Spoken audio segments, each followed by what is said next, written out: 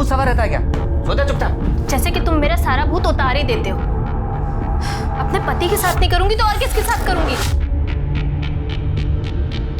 इस आदमी को तो रोमांस करना भी नहीं आता। अरे तो रोमांस है कोई स्विच नहीं, जब मन आया ऑन ऑफ कर लिया।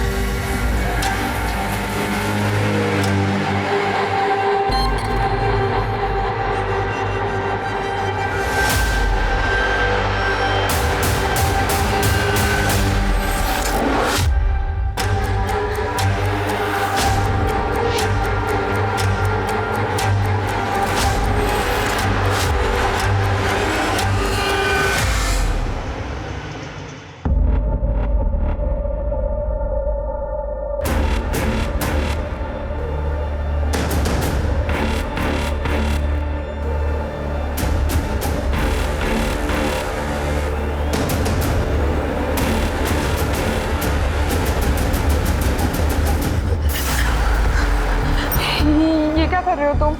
मुझे लगा कि तुम्हें ठंड लग रही होगी, इसलिए चादर दे रहा था।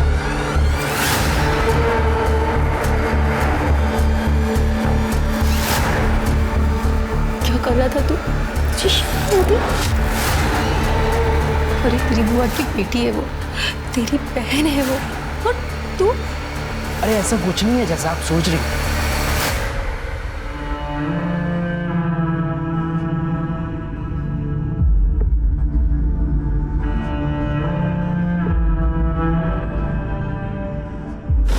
विद्या, बेटा तूने सुबह से कुछ भी नहीं खाया, तेरे लिए कुछ बना के लाऊं? हाँ, कुछ तो खा ले बेटा।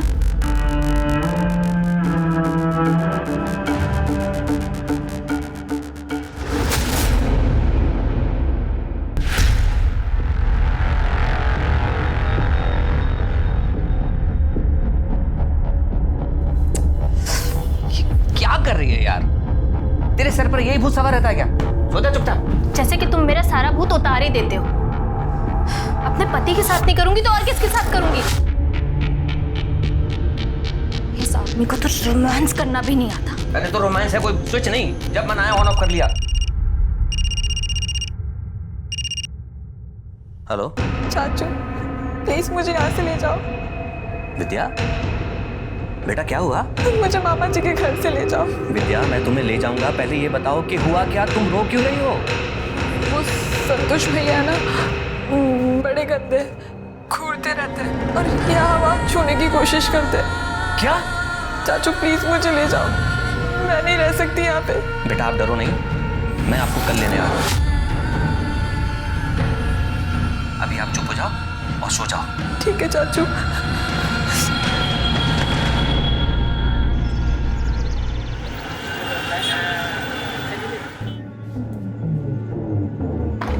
विद्या, विद्या!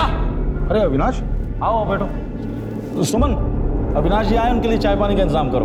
मैं आज चाय नाश्ता करने नहीं आया, विद्या को लेने आया हूँ। विद्या! भाई साहब, अभी अभी तो आप आए हैं, क्या बात है? बैठिए ना। विद्या चलो। एक मिनट, क्या कर रही हो? चल क्या रहे हैं? बरदार जब विद्या को रोकने की कोशिश की, दिखावा तो दोनों ऐसे कर रहे हो जैसे तुम्हें पता ही नहीं इस घर में क्या हो रहा था। नाटक करके दिखा रहे हो मेरे सामने। चल। अविनाश, जब वो बहन ही नहीं है ना जिसकी वजह से रिश्ता था, तो अपनी हद में रहो। कहीं ऐसा ना हो कि यहाँ से बेइज्जत होकर जाना पड़े तुम्हें। पहले अपनी इज्जत करना सीख ले। ये तो तेरी बहन की बेटी है ना, इससे तो रिश्ता था ना तेरा। नीच आदमी इस रिश्ते की लाज रख लेता। गलती तुम लोगों की नहीं, गलती मेरी है जो इस बच्ची को इस घर में तुम लोगों के साथ रहने दिया। और तू साले आज के बाद आंख उठाकर भी लड़की को देखो ना, तो अच्छा नहीं होगा।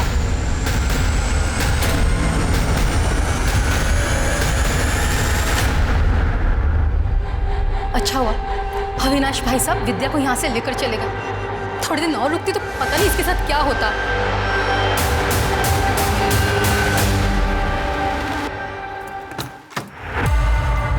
आजा बेटा। नमस्ते चाची। मैंने मना किया था ना, फिर भी आप इसको ले आए। मैं तुम्हें कह देती हूँ, मैं इसकी जिम्मेदारी नहीं उठाने वाली, समझे तुम? तुमसे जिम्मेदारी उठाने के लिए कह कौन रहा है? मैं ख्याल रखूंगा इसका। और वैसे भी तुम ऐसा कर क्या रही हो, हाँ? जो इसके आने से बंद हो जाएगा। तुम्हें शर्म नहीं आती इतनी गंदी बात करते हुए? अपनी भतीजी के लिए अपनी बीवी पे इल्जाम लगा रहे हो। बस फालतू की बकवास पसंद नहीं मुझे। कान खोलकर सुन लो, विद्या यहीं रहेगी जब तक इसकी पढ़ाई पूरी नहीं हो जाती और शादी करके ही अपने घर नहीं चली जाती, तब तक अपनी जुबान बंद रखो। ये क्या बकवास कर रहे हो तुम? चाची प्लीज, मैं आपके पैर पड़ती हूँ, प्लीज मुझे यहाँ रहने दो। अब जो बोलोगी मैं वैसा करूँगी, घर का सारा काम करूँगी। मुझे मामा जी के यहाँ नहीं जाना है, प्लीज मुझे यही रहने दो, प्लीज चाची। हट छोड़ पैर मेरे। ये क्या नाटक लगा रखा है चाचा भतीजी ने? जो करना है करो, बाहर में जाओ। आ बेटा, खड़ी हो। अपनी चाची की बातों को दिल पे मत लगा। अच्छा अपने कमरे पे चल।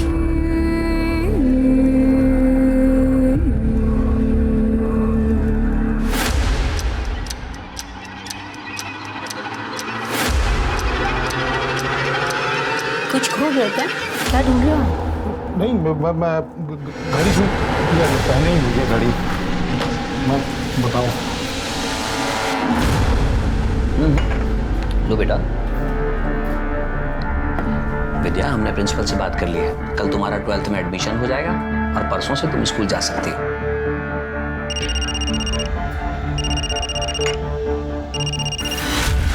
हेलो, विद्या से बात करा नहीं। विद्या को तुमसे कोई बात नहीं करनी। देख, ज्यादा कलेक्टर बनने की कोशिश मत कर अविनाश। वो तेरी भतीजी है तो मेरी भांजी भी है। मामा उसका मैं। मामा नहीं साले, कंस मामा है तू। मुझे अच्छी तरह पता है तेरे घर में विद्या के साथ क्या हुआ। और कान खोलकर सुन ले, अब तुमने दोबारा परेशान करने की कोशिश की ना तो मैं पुलिस स्टेशन चला जाऊंगा तेरी कंप्लेन करने। और एक बात और, तुम लोगों का विद्या से कोई रिश्ता नहीं। रखो।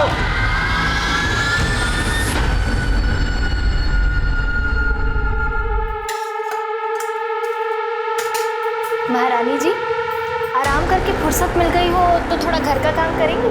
या आपने भी अपने चाचा की तरह मुझे इस घर का नौकर समझ के रखा है? ये ले, चुपचाप ये खाना खा और ये सारे बर्तन मांज, समझी? और अगर बिना किचन साफ किए गई ना तो याद रखना।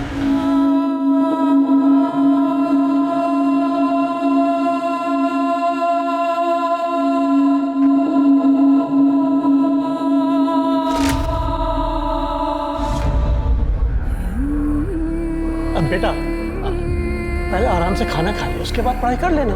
पापा मुझे नहीं खाना है, कल मेरा एग्जाम है और आपने मुझे रिवीजन नहीं कराया ना तो मैं फेल हो जाऊंगी। बेटा खाना नहीं खाएगी तो पेपर कैसे दे पाएगी? देख, मैंने तेरे मनपसंद की सब्जी बनाई है।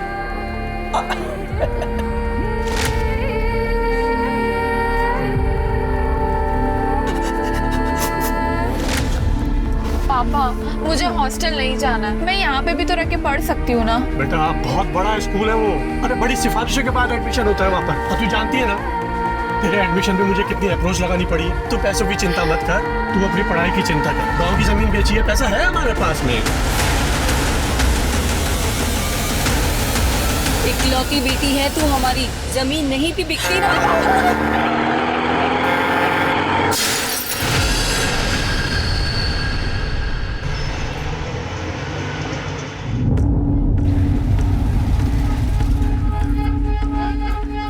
अच्छा सुन, मैं जरा पंडिताइन से मिलकर आती हूँ, तो ये झोला लेके घर जाओ, ठीक है?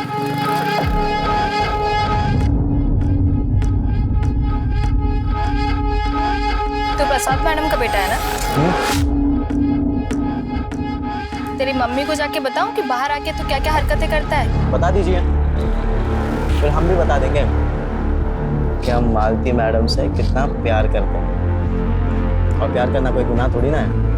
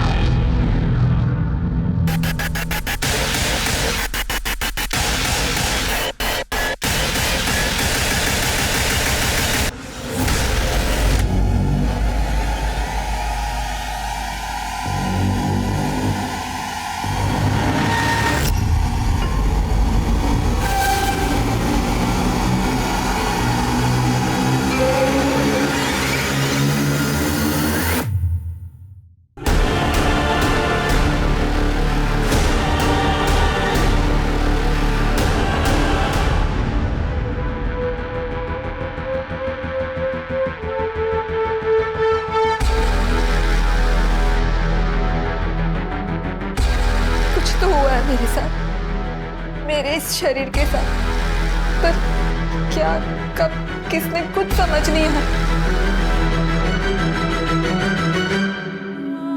क्या मैं एक मांस का टुकड़ा हूं जिसकी ना कोई इच्छाएं है ना कोई जज्बात? क्या मैं हमेशा उन लोगों के लिए एक भोग की चीज बनकर रह जाऊंगी?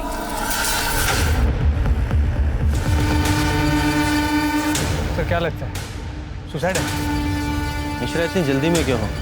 पहले आसपास चेक करो, छानबीन करो, देखो कुछ पता चलता है तो। बॉडी नीचे उतारो।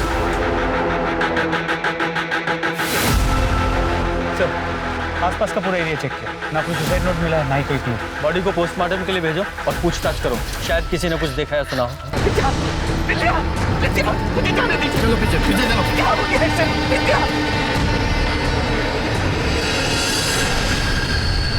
आप लोग विद्या के चाचा चाची हैं, उसके माँ बाप कहाँ हैं? सर 2 महीने पहले एक एक्सीडेंट में उनका देहांत।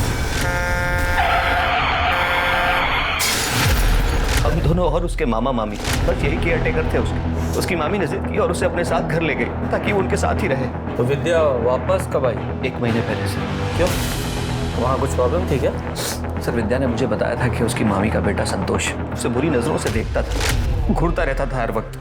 बस मैं विद्या को यहाँ सहारनपुर ले आया और यहीं के स्कूल में उसका एडमिशन भी करवा दिया। अच्छा एक बात बताइए, विद्या को पेड़ पे चढ़ना आता था? मुझे इस बारे में जानकारी नहीं। सर मैंने एक बार विद्या को छज्जे पर से कुछ सामान उतारने के लिए कहा था, पर वो बहुत डर रही थी। मैंने उसकी मदद भी करनी चाहिए उसे ऊपर चढ़ाने के लिए, पर वो नहीं चढ़ पाई।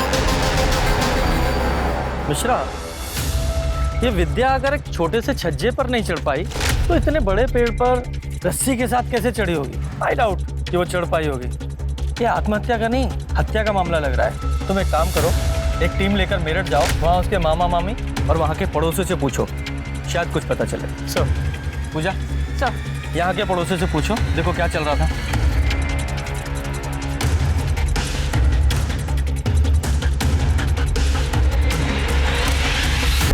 विद्या को पेड़ से लटका के मार दिया गया।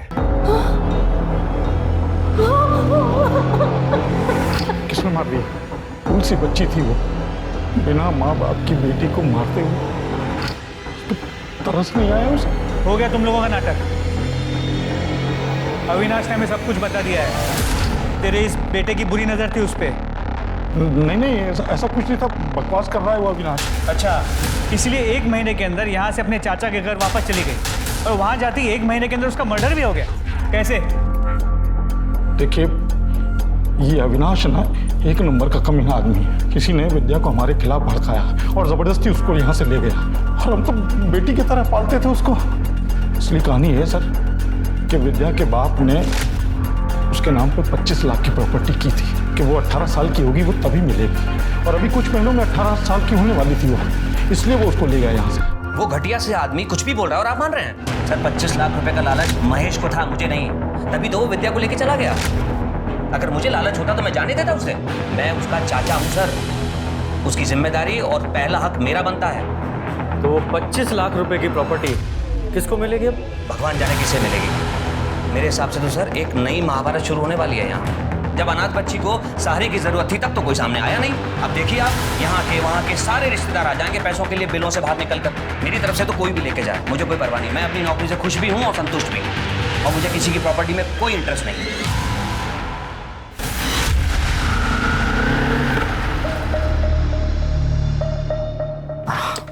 क्या है, जब देखो सब्जियां ढोते रहती हो। चलो बैठो, लॉज लेके चलता हूँ तुम्हें, मजे करा के रहता हूँ। पुलिस ने हमें साथ में देख लिया ना तो हम दोनों के पीछे पड़ जाएगी। सुन, भूल जा मुझे और आइंदा मुझसे मिलने की कोशिश मत कर, समझा? ये पुलिस का चूना ना हमें नहीं किसी और को लगाना, समझे? और मुझे तुमसे जो भी चाहिए, जब भी चाहिए, तुम्हें देना पड़ेगा। एक बार मैं बात समझ में नहीं आती क्या? कहा ना नहीं जाऊंगी तेरे साथ, अब चुपचाप यहाँ से निकल, बेवकूफ कहीं का।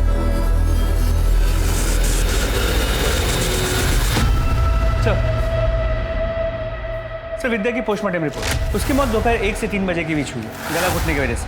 और गले पे जो रस्सी के निशान मिले, उससे ये पता चला कि पहले उसके गले में फंदा डाला गया और उसे मारा गया, और फिर उसके बाद उसे पेड़ पे लटकाया गया। दूसरा, फिर तो रस्सी पर कातिल की उंगलियों के निशान, और विद्या के स्ट्रगल के निशान दोनों मिलने चाहिए। जी सर, रस्सी पे विद्या के फिंगरप्रिंट्स हैं, उसके स्ट्रगल के निशान भी हैं, लेकिन कातिल के फिंगरप्रिंट्स नहीं है। सर लगता है उसने ग्लव्स पहने हैं।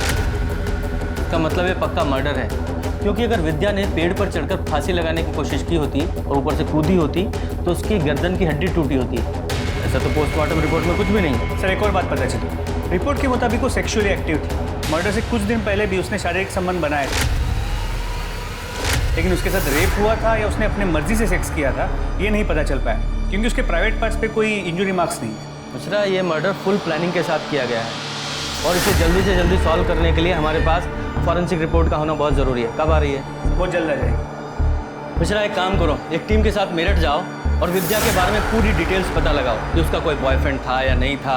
अगर कोई बॉयफ्रेंड नहीं था तो कोई ऐसा आदमी जिसकी नज़र उस अनाथ और अकेली लड़की पर थी, क्योंकि अविनाश के बयान के मुताबिक उसके मामा का लड़का संतोष उसकी विद्या पर गंदी नज़र थी। तब तक हम यहाँ अविनाश के साथ पूछताछ करते हैं, क्योंकि पोस्टमार्टम रिपोर्ट के मुताबिक मरने के 4-5 दिन पहले विद्या के तक तो हो सकता है वो आदमी यही हो जिसने उसके साथ ये सब किया। सर वैसे मरे हुए इंसान के बारे में बुरा नहीं बोलना चाहिए, पर सर विद्या की चाल चलन ठीक नहीं थी। वो सर मोहल्ले के हर जवान लड़के पर डोरे डालती। सर पता नहीं क्या जादू करती थी कि सारे जवान लड़के उसके पीछे घूमने लगते थे।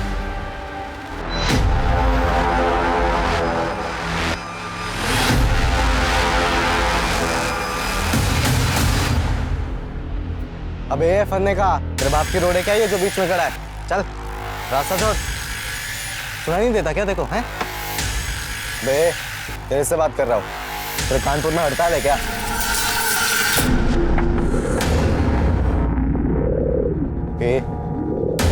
कौन है बे तू? एक मिनट। आप प्रिया हैं? PSI Mishra, Saharanpur police station. आप विद्या को जानती है ना, महेश की भांजी? देखिए वैसे भी हमें पता चला कि विद्या जब तक यहाँ थी आपकी बहुत अच्छी दोस्त थी, आप लोग अक्सर मिलते जुलते थे। क्या आप बता सकते कि विद्या कैसी लड़की थी? मतलब उसका कोई बॉयफ्रेंड था या कोई ऐसा था जो उसे परेशान करता था? सर विद्या एक बहुत अच्छी लड़की थी, उसका किसी भी लड़के के साथ कोई चक्कर वक्कर नहीं चल रहा था। वो तो मेरे अलावा किसी से बात तक नहीं करती थी सर। हाँ बस हमेशा डरी डरी सी रहती थी, अपने मम्मी पापा को याद करके बहुत रोती थी सर। उसने अपने मामा के घर के बारे में कुछ बताया था? बताया था सर, सब बताया था। ओए वो विद्या है ना, तेरी बहन बुआ की बेटी? बहन होगी तेरी, दोबारा बहन मत बोलियो। वैसे भगवान ने गलती करी है, विद्या को इतना मस्त बनाकर और ऊपर से तेरी बहन बना दी। साले मुंह तोड़ दूंगा, बहन होगी तेरी, बहन मत बोलियो दोबारा। क्या हो गया, इतना क्यों चिढ़ रहा है? क्या हो गया? एक तो कब से ट्राई कर रहा हूँ, हाथ नहीं लगने दे रही और ऊपर से तू परेशान कर रहा है। अरे विद्या, तू आ गई? ये देख क्या लाया हूं तेरे लिए मैं, आइसक्रीम। ये ले। मुझे नहीं खानी है। अरे खा ना। मामा जी आप खा लो, मुझे नहीं चाहिए। अरे तेरा इंतजार कर रहा हूं, तेरे लिए लाया हूं। आप खा लो। अरे मैं खिलाता हूँ, मैं खिलाता हूँ।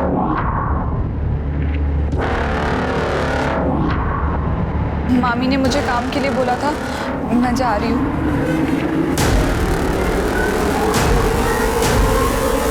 उसने मुझे अपने चाचा चाची के बारे में भी बताया था, तो मैंने ही उसे आइडिया दिया था कि वो अपने चाचा के घर चली जाए ताकि इन सब चीज़ों से बच सके।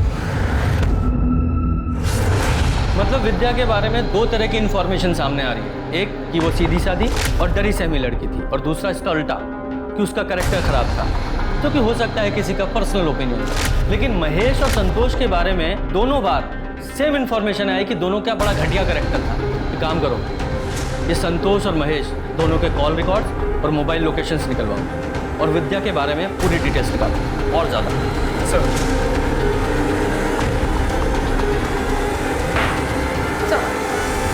अविनाश सिसोदिया के पड़ोसियों से पता चला है कि मालती विद्या को बिल्कुल पसंद नहीं करती। इनफैक्ट वो उसे अपने घर पर भी नहीं रखना चाहती थी, लेकिन अविनाश ने उसे जबरदस्ती अपने घर पर रखा था सर। पूजा, लेकिन इतनी इन्फॉर्मेशन काफ़ी नहीं है। इस मालती के बारे में और डिटेल्स निकालो। ये पता करो कि मालती विद्या को अपने घर से निकालने के लिए किस हद तक जा सकती है, और ये भी पता करो कि विद्या के शारीरिक संबंधों के बारे में उसके चाचा चाची को कितना पता था भी या नहीं। मैडम ये क्या कह रही हैं आप? ऐसा नहीं हो सकता, विद्या ऐसी लड़की थी ही नहीं। ऐसा हम नहीं, विद्या की पोस्टमार्टम रिपोर्ट कह रही है। विद्या को कोई बॉयफ्रेंड, कोई अफेयर वगैरह? मुझे क्या देख रहे हो? मुझे क्या पता स्कूल जाने के नाम पे क्या क्या करती थी। बताओ, 1 महीना भी नहीं हुआ और क्या क्या सुनने को मिल रहा है। पता नहीं मेरठ में भी क्या क्या गुल खिला के आई होगी। मुझे तो शुरुआत से ही लगता था, शक्ल से जितनी सीधी लगती है ना, अंदर से उतनी घुन्नी होगी। ठीक है, फिलहाल हम जा रहे हैं, जरूरत पड़ने पे दोबारा आएंगे। नजर रखो इस मालती पे। विद्या का तो पता नहीं, लेकिन ये मालती ना शक्ल से सीधी है ना हरकतों से। बहुत कुछ छुपा रही है ये औरत। सर विद्या की फोरेंसिक रिपोर्ट से पता चला है कि उसके पेट में और खून में केमिकल के ट्रेसेस मिले।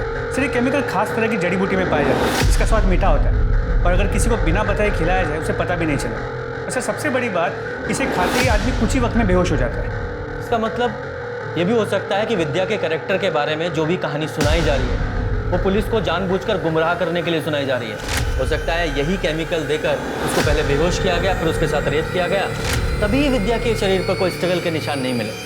एक काम करो, मेरठ और सहारनपुर के जितने भी ये जड़ी बूटी बेचने वाले ना, इनसे पता करो, हो सकता है कोई क्लू मिले। सर टावर लोकेशंस के हिसाब से जिस दिन विद्या की मौत हुई थी उस दिन संतोष और महेश दोनों सहारनपुर के गोविंदपुर में मौजूद थे। तो हो सकता है इन दोनों ने ही इस विद्या का मर्डर किया हो। उठाओ सालों को।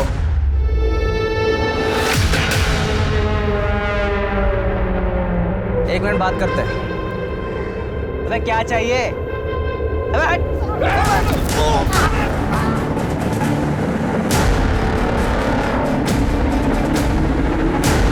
मेरे दोनों बच्चों पर जानलेवा हमला हुआ और अभी तक आपने किसी को अरेस्ट नहीं किया। लगता है आप लोगों को आपकी नौकरी प्यारी नहीं। मैम 2 मिनट शांत रहेंगे आप? तो डिटेल में बताओ क्या हुआ था तुम्हारे साथ? सर मैं रोड पे जा रहा था, तब ये चेहरा ढका हुआ आदमी मेरे सामने आया और मुझे मारने लगा। सर कौन है वो आदमी जिसने इन दोनों भाइयों को जान से मारने की कोशिश की और क्यों?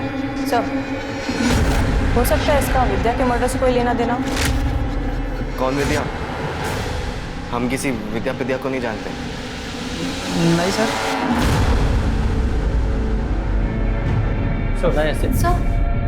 सर ये तो इस महेश की बीवी है, सुमन। ये मेमोरी कार्ड मुझे मेरे अलमारी से मिला। जब मैंने इसे अपने फ़ोन में डाला तो विद्या के कुछ फ़ोटोज़ और वीडियोज़ मिले नहाने के, जो मेरे पति और बेटे ने निकाले। सर गलती हो गई सर, बहुत बड़ी गलती हो गई।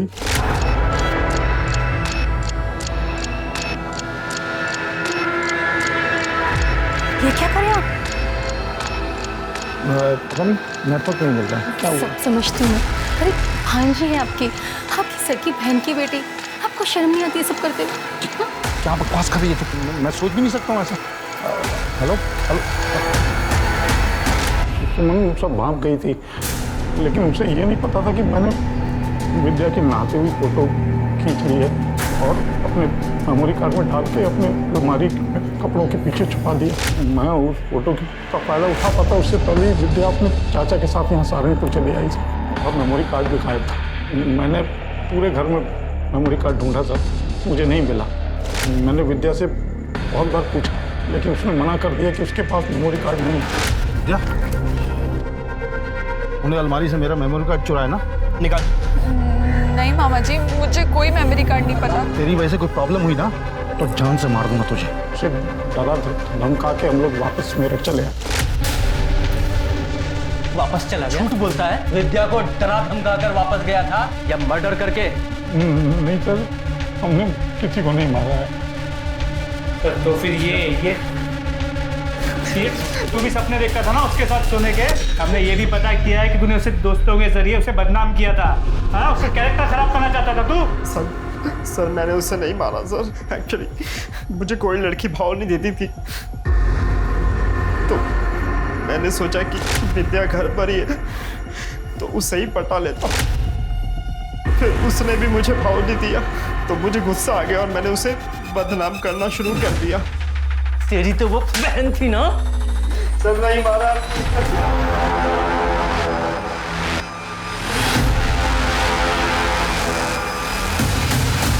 क्या बे? रास्ता क्यों रुका? चल हट, जाने दे। मालती को जानता है तू? हाँ? क्या बात कर रहा था उससे? तेरे को क्यों बताऊं? पुलिस किधर भागता है? तलाशी करो। ये सब जेब में लेके घूमता है। किस किस को मारा इसने?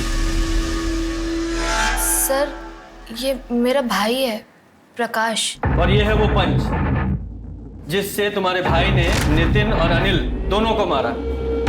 क्यों मिश्रा, इतनी आसानी से नहीं बोलेगा, थोड़ी खातिर करो इसकी। सर और बताती हूँ। बताओ। मेरे पति अविनाश मुझ पर बिल्कुल ध्यान नहीं देते, ना वो मुझे खुश कर पाते तो ना ही बच्चा दे पाते, और इसीलिए मैंने नितिन के साथ अफेयर कर लिया। आगे बोलो। वो है मेरी जिंदगी की सबसे बड़ी भूल थी। हम लौट जाते थे और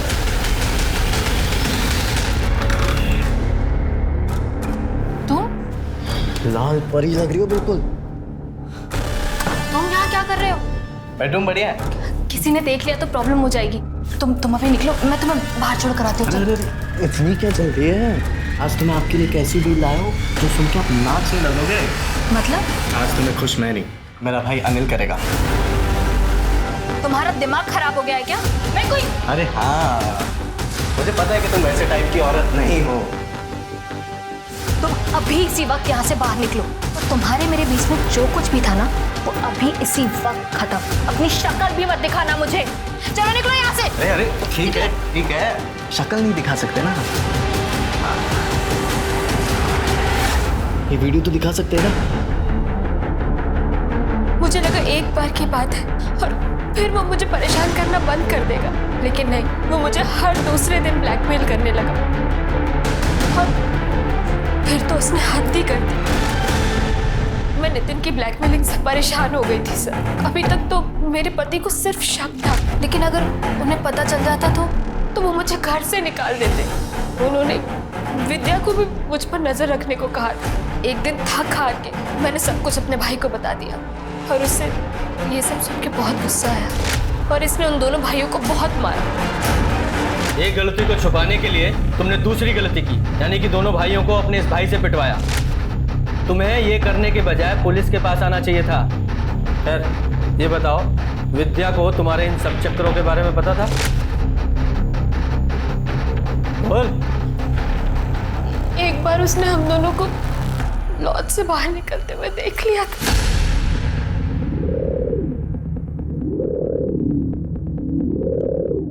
सुन, तूने अभी जो यहाँ देखा ना, किसी को बताना मत समझी। अगर तेरे चाचा को पता चला ना, तुझे घर से निकाल दूंगी और भेज दूंगी तेरे मामा के पास। नहीं, मैं चाचू को कुछ नहीं बोलूंगी। विद्या के बोलने के बाद भी तुझे डर था कि कहीं वो तेरे पति को ना बता दे, इसलिए तूने और तेरे भाई ने मिलकर विद्या को मार डाला। नहीं सर, हमने ऐसा कुछ नहीं किया। ऐसा नहीं तो कैसा किया? चारा बनाकर उन दोनों भाइयों के सामने विद्या को डाल दिया। नहीं सर, मैं तो खुद गलती से उन कमीनों के चंगुल में फंस गई थी। फिर मैं उस बेचारी मासूम विद्या को क्यों फंसाती? बेचारी मासूम विद्या? जब तूने विद्या को जड़ी बूटी देकर बेहोश करके उन भेड़ियों के सामने डाला था, तब भी ख्याल है बेचारी मासूम विद्या का? सच बोल, क्या है? हमें पता है वो जड़ी बूटी तूने कहां से खरीदी, और उस जड़ी बूटी बेचने वाले ने भी तुम्हें पहचान लिया है। झूठ बोलने से कोई फायदा नहीं है। बोल, सारी बात बता। सर, मुझसे बहुत बड़ी गलती हो गई। क्या किया था तूने उसके साथ? एक दिन जब मैं और विद्या मार्केट से आ रहे थे,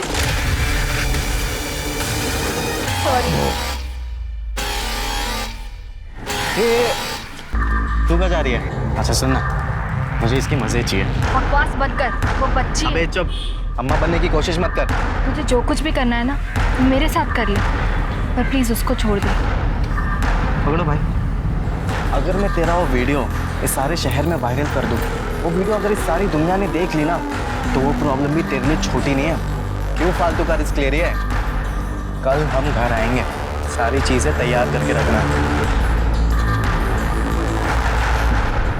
विद्या, ये ले तेरी चाय।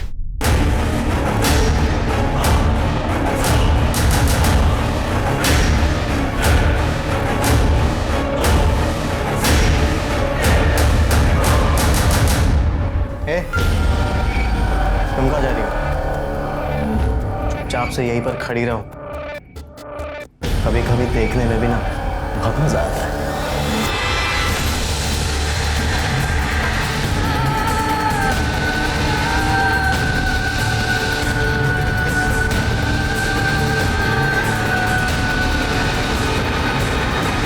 विद्या को जब होश आया तो उसे समझ में आ गया था कि उसके साथ कुछ हुआ है, लेकिन क्या हुआ है, किसने किया है, वो कुछ समझ नहीं पा रही थी।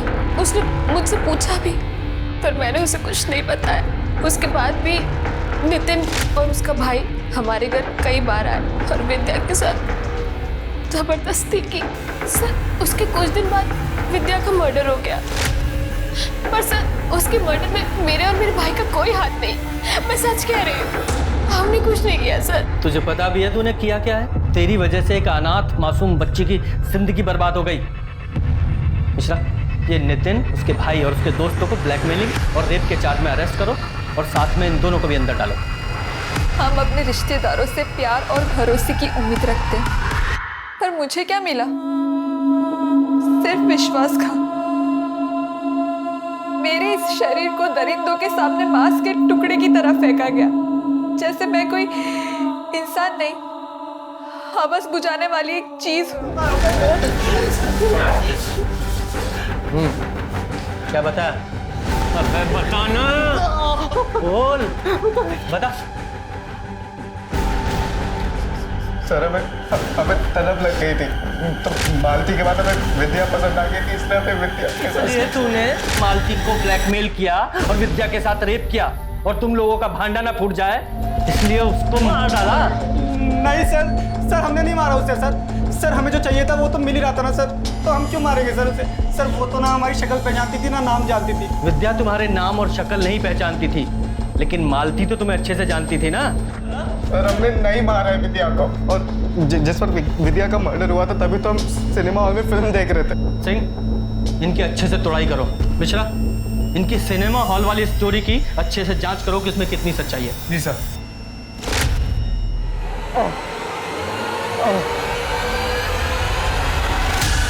भाई साहब क्या हुआ आपको? आप घबराइए मत, मैं किसी को बुला के लेकर आया तो अस्पताल ले जाने के लिए। गणेश क्या? गणेश? गणेश के? अरे ये तो मर गया।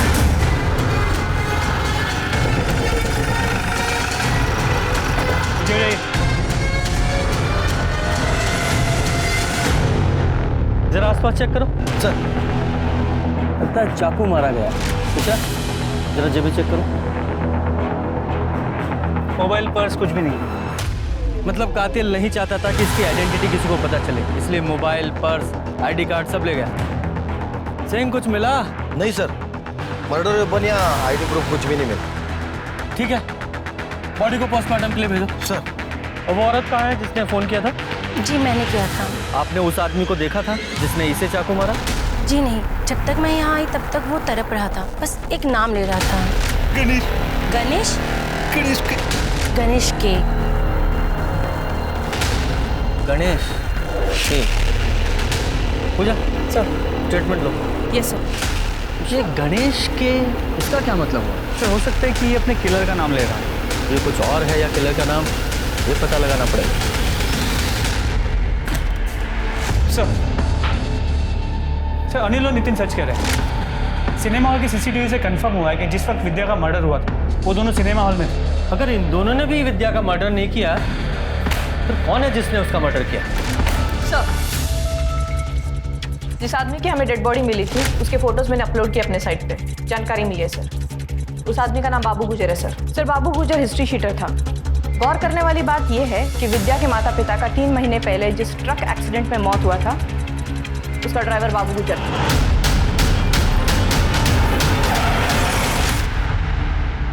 और एक बात, बाबू गुजर पिछले 6 महीने से फरार था, वांटेड क्रिमिनल था सर। ये बाबू के ट्रक से विद्या के माँ बाप की गाड़ी का एक्सीडेंट होना और इस बाबू का यहाँ गोविंदपुरा में जहाँ विद्या रहती है यहाँ मर्डर होना महज इत्तेफाक नहीं हो सकता। देखो, विद्या के माँ बाप के साथ साथ विद्या के मर्डर में भी इस बाबू का हाथ हो सकता है। और ये बाबू मरते वक्त क्या बोल रहा था? गणेश के। गणेश के, इसका क्या मतलब? सर गणेश के का मतलब तो अब तक नहीं समझ में आया, लेकिन इस बाबू गुर्जर का एड्रेस हम उसके रिकॉर्ड से निकाल सकते हैं। किधर? सर यहीं पे आज दूसरा सही है बाबू गुर्जर। यहाँ का ताला तो पहले ही टूटा हुआ है, लगता है हमसे पहले कोई यहाँ पहुँच चुका था। चलो अंदर चल के देखते हैं। सर आपने सही कहा, हमसे पहले वो यहाँ आ चुका है। हाँ, और शायद उसे वो मिल भी चुका हो जिसकी तलाश में वो यहाँ आया था। लेकिन फिर भी घर की अच्छे से तलाशी लो, घर का कोना कोना छानो।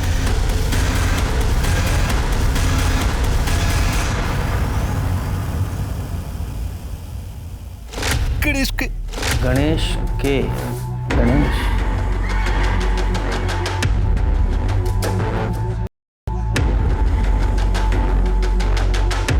गणेश के पीछे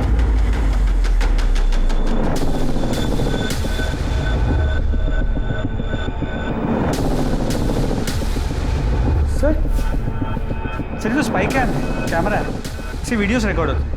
सर कहीं बाबू मरने से पहले इस पेन के बारे में तो नहीं बताना चाहता? हो सकता है कातिल ने इसी की तलाश में इस घर की यह हालत की है, और इसी में कुछ ऐसा रिकॉर्ड है जिसकी वजह से बाबू की जान गई।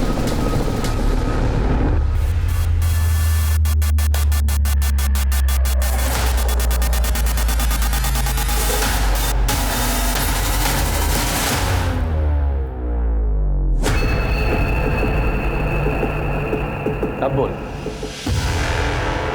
सहारनपुर दिल्ली हाईवे के लिए सरकार ने बहुत सारे लोगों से जमीनें ली थी और अच्छा खासा मुआवजा भी दिया था।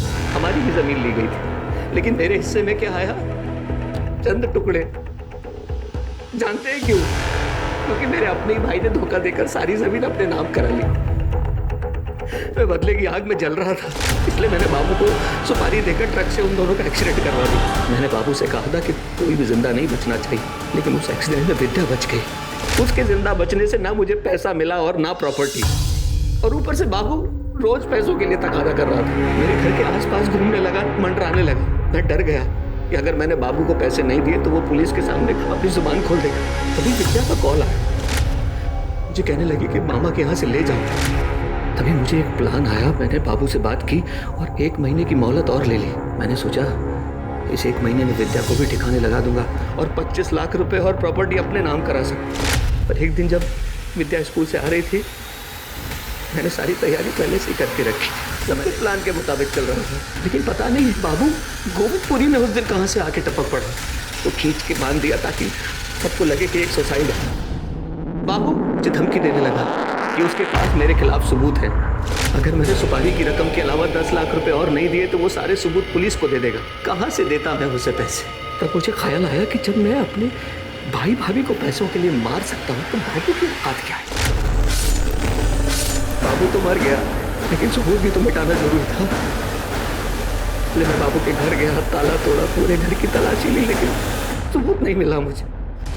तुझे वो सबूत इसलिए नहीं मिला क्योंकि वो सबूत पुलिस को मिलना था। हम ये तो सोच सकते थे कि विद्या का कातिल एक न एक दिन पकड़ा जाएगा, पर कभी ये नहीं सोचा था कि एक ही परिवार के, एक ही खानदान के इतने सारे लोग एक साथ कमीने होंगे जो उस बच्ची पर तरस नहीं खाएंगे, बल्कि उसका किसी न किसी तरह फायदा उठाना चाहेंगे। चढ़ो सारी जिंदगी जेल में,